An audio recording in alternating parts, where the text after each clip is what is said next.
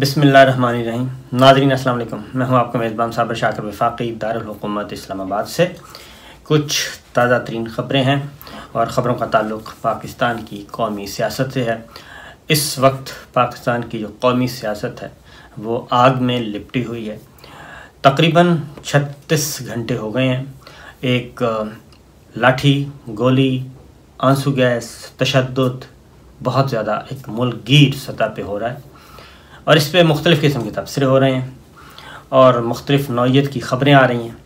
اور تازہ ترین خبر یہ ہے کہ افواج پاکستان کو طلب کر لیا گیا ہے۔ جی ہاں، بالکل، فوج کو طلب کر لیا گیا ہے اور فوج کو اہم ذمہ داریاں بھی سونپی جا رہی ہیں۔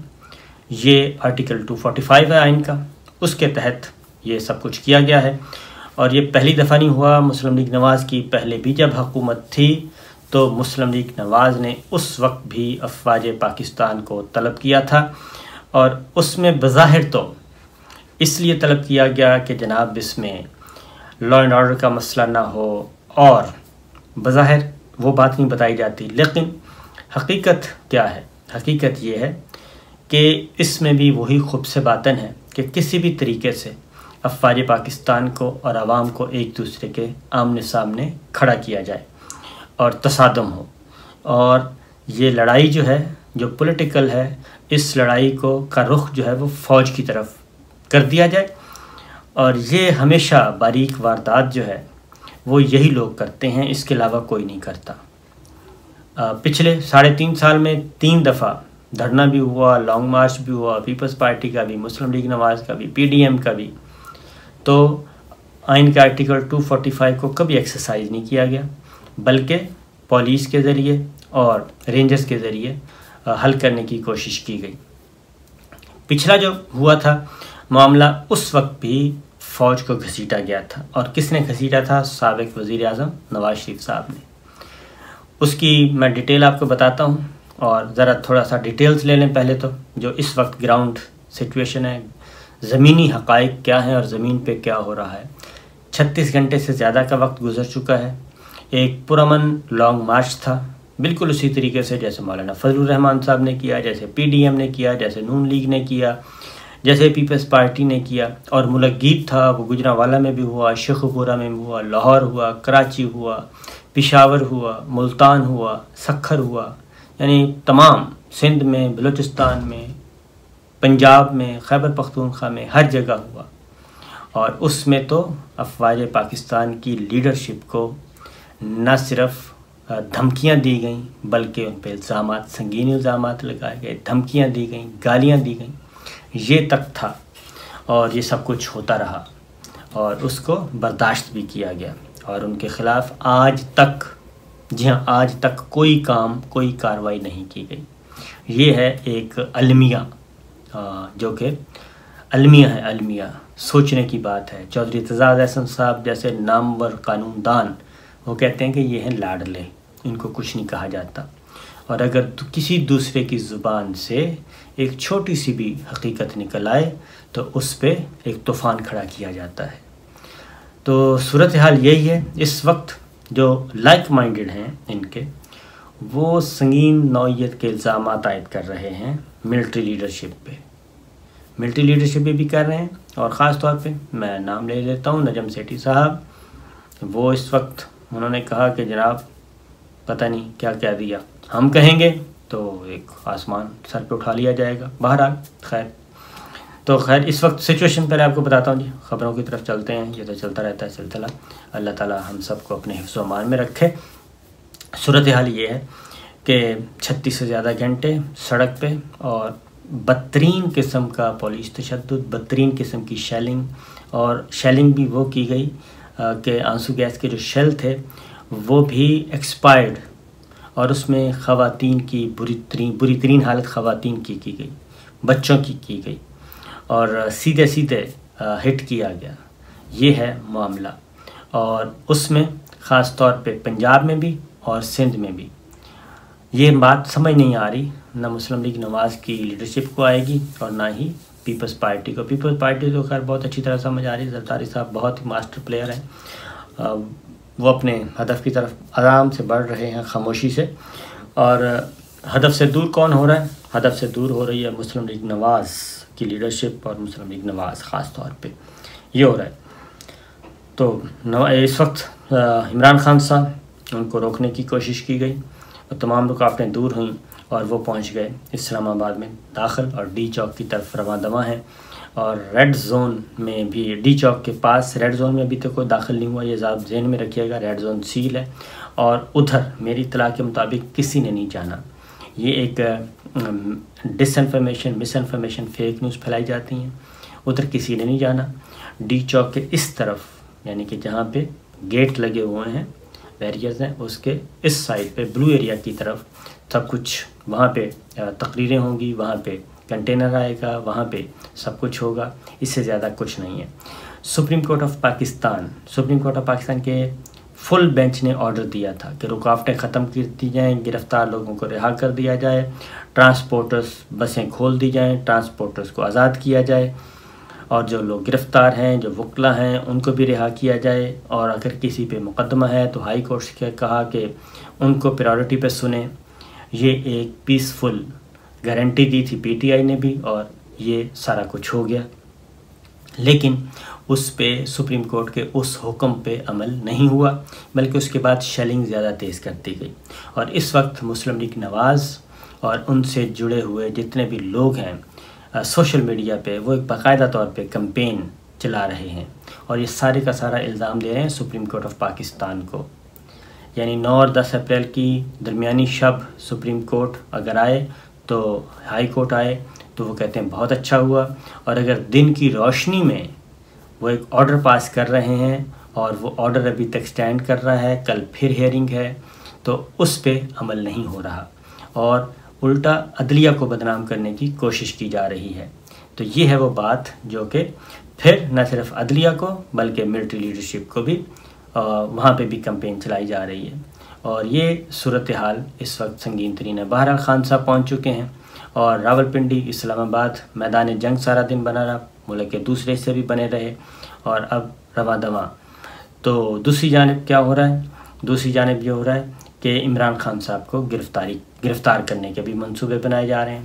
اور دیگر رہنماؤں کو بھی گرفتار کرنے کے منصوبے بنائے جا رہے ہیں۔ تو یہ ساری چیزیں پیرالل چل رہی ہیں،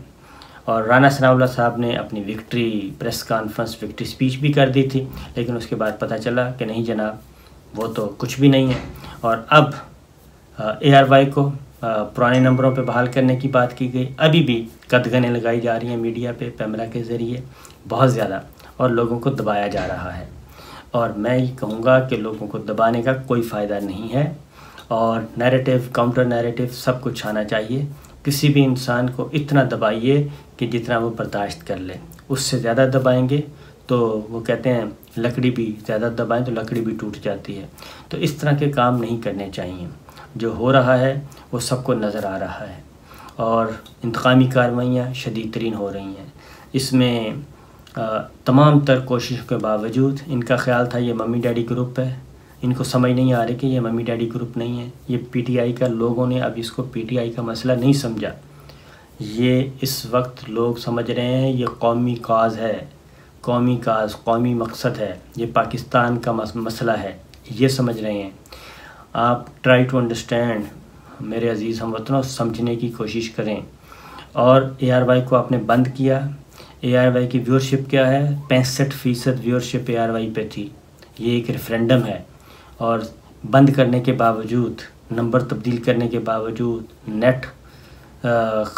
نیٹ کی سروس معطل کرنے کے باوجود، یہ سب کچھ کے باوجود 65% جو ویورشپ ہے وہ اے آر وائی پہ تھی، صرف 35% باقی تمام ٹی وی چینلز پہ تھی۔ یہ ایک طرح کا ریفرینڈم ہے۔ تو اگر آپ نے اس کے برعکس پانی کے دوسری مخالف سمت میں چلنا ہے تو یہ اس وقت آپ لوگوں کی مرضی ہے، ورنہ اس سے ہی خیر برآمد ہو سکتا ہے، اس سے ہی بہت کچھ برآمد ہو سکتا ہے۔ تو فوج پاکستان کو طلب کر لیا گیا ہے، فوج پاکستان کے ذمے حساس عمارتوں کی حفاظت لگایا گیا ہے، اور یہ presidency, prime minister house, Pakistan television, radio Pakistan, supreme court of Pakistan, سفارتی جو انکلیو ہے، ڈپلومیٹک انکلیو، سفارت خانے، اور سیکریٹریٹ تمام کے تمام جو ریڈ زون میں واقع ہیں ان کی حفاظت کے لیے بلایا گیا ہے، اور وہاں پہ فوج تعینات کی جائے گی۔ اور یہ بات ذہن میں رکھیے کہ افواج پاکستان کسی ایسی جگہ پہ نہیں آئیں گے عوام کے سامنے، اور عوام جو ہیں وہ ریڈ زون میں ان کا جانے کا کوئی ارادہ نہیں ہے، اور وہ رہنا ہے انہوں نے اس طرف۔ گورنمنٹ کی کوشش ضرور ہوگی کہ کسی بھی طریقے سے اتنا زیادہ مشتعل کیا جائے کہ وہ جنگل پھلانگ کے ریڈ زون اور پارلیمنٹ ہاؤس کے سامنے آ جائیں۔ آج پارلیمنٹ کا جوائنٹ سیشن بھی بلایا گیا ہے، اور اس میں بھی چیزیں کافی کلیئر ہو جائیں گی، کیونکہ اس وقت جو سب سے بڑا مسئلہ ان کے لیے بنا ہوا ہے وہ ہے کہ ہم قومی اسمبلی تحلیل کر دیں، اور جو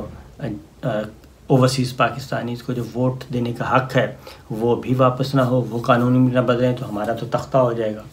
لہذا جوائنٹ سیشن بلایا گیا ہے، اہم قانون سازی اسی میں کر لی جائے گی ون گو میں، ایک دو دن کے اندر اندر، اور اس کے بعد پھر ایک اجلاس ہے آج گورنمنٹ اور اس کے اتحادیوں کا، صلاح مشورہ کیا جائے گا، اور اس میں پھر فیصلہ کیا جائے گا کہ آگے ہم نے کیسے چلنا ہے۔ تو بہرحال اس وقت تمام کی نظریں ہیں، راولپنڈی بھی جاگ رہا ہے اور اسلام آباد بھی جاگ رہا ہے، اور عمران خان صاحب جو ہیں وہ صرف دو نکاتی ایجنڈا ہے ان کا۔ وہ کہتے ہیں کہ اسمبلی توڑو اور الیکشن کی تاریخ دے دو، میرا کوئی اور مطالبہ نہیں ہے، عوام میں جائیں، الیکشن کروائیں، جو جیتے وہ واپس آ جائے اور جو ہارے وہ ہار قبول کر لے۔ تو یہ ایک بہت ہی سمارٹ قسم کی موو ہے۔ باقی رہا جو فوٹیجز آ رہی ہیں، جو ویڈیوز آ رہی ہیں، اس میں کسی کو بھی معاف نہیں کیا گیا، سیدھے گولیاں بھی چلائی گئیں، سیدھے آنسو گیس کے شیل بھی پھینکے گئے، اور ایک بیچارہ ڈرائیور جو ہے اس کی میں نے فوٹیج دیکھی، وہ جو راوی پل کے اوپر سے پھینکا گیا، پولیس نے پھینکا مبینہ طور پہ، اور اس کی جو رونے دھونے کی اور اس کے ورثہ جو کہہ رہے ہیں وہ آپ کے سامنے ہے، اس کے اونر نے جو بات کی وہ بھی ہمارے سامنے آ چکی ہے۔ تو یہ ہے اس وقت سچویشن تھی پاکستان۔ آئی ایم ایف نے انکار کر دیا ہے، آئی ایم ایف نے کہا ہے کہ پہلے ذرا